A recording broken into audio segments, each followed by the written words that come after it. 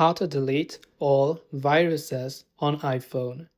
If you suspect that your iPhone has been infected with some type of viruses and you would like to get rid of it, there are a couple of things that we can manage to do from our side. The first thing that you must do is to simply uninstall any unnecessary applications first.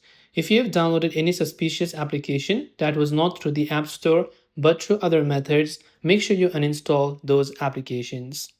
The second thing you want to do is you want to back up your data very quickly, because if you believe that your iPhone has been infected with a virus, you might also lose access to your data. So if you have got important data like your Google or your Apple ID and all of the iCloud photos, make sure to back them up to your settings as well. What we are going to do is we're going to open up settings on our iPhone, go to the option called General, followed by Software Update. Check if you have got the latest software update available and make sure to update it.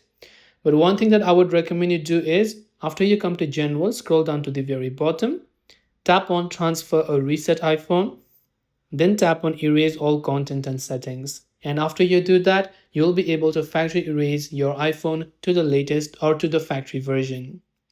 Now, last but not the least, open up your App Store and search for a virus protection application.